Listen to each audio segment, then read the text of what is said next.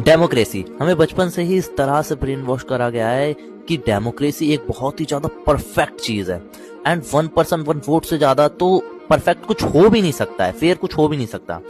लेकिन the father of western philosophy Pluto का मानना था कि डेमोक्रेसी एक डिजास्टर है, एक बहुत बड़ा डिजास्टर पूरे देश के लिए।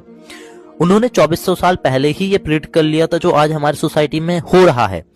उन्होंने ये आर्ग्यू करा कि इग्नोरेंट मास ऑफ पीपल को ये डिसाइड करने देना कि देश कैसे चलेगा ये कोई फ्रीडम नहीं है, बल्कि ये डिजास्टर है पूरे देश के लिए, पूरे कंट्री के लिए। और इसे समझाने के लिए प्लूटो ने एक सिंपल सा मेटाफर यूज करा जिसे कहा जाता है, इमेजिन करो कि तुम एक शिप के अंदर हो, एक बहुत ही ज्यादा खतरनाक तूफान के अंदर तुम्हारा शिप फंस चुका है। अब तुम्हारे हाथ में डिसीजन है, तुम किस इंसान को चूज करोगे जो शिप को सही रास्ते पर लेकर जाए। क्या तुम उस कैप्टन को चूज करना पसंद करोगे जिसने स्टार फील्ड और नेविगेशन पर पूरे 20 साल तक की पढ़ाई करी है, या फिर तुम पैसेंजर के बीच वोटिंग रखोगे और फिर उनमें से किसी एक को चुनोगे? जो पैसेंजर है उनको नेविगेशन के बारे में कुछ नहीं पता, फील्ड के बारे में कुछ नहीं पता, स्टार के बारे में कोई नॉलेज नहीं है, ठीक है। वो डरे हुए हैं बहुत गंदी तरीके से और वो बस बेटर फील करना चाहते हैं, वो बस इस तूफान से निकलना चाहते हैं, अपने जान की सलामती चाहते हैं।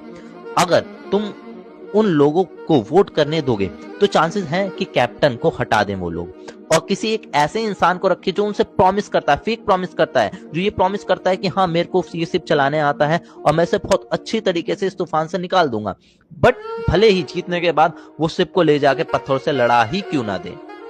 अब प्लेटो सवाल करते हैं कि if you would not let passenger vote on how to sail a ship, why do you let them vote on how to run a nation? एक पूरे कंट्री को चलाना एक शिप को सेल करने से कई गुना ज्यादा टफ और डिफिकल्ट होता है। It's required economy, strategy and ethics. लेकिन डेमोक्रेसी में एक जीनियस इंसान के वोट में जितनी पावर होती है, सेम उतनी ही पावर एक बेवकूफ इंसान के वोट में भी होती है।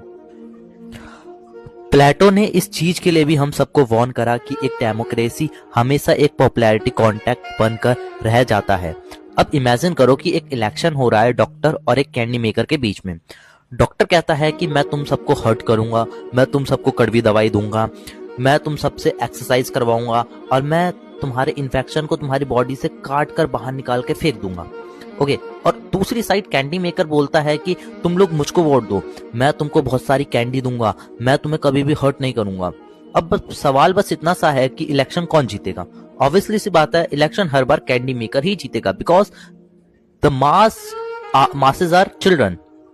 क्योंकि बच्चों को बस कैंडी चाहिए, उनको कड़वी दवाई नहीं चाहिए।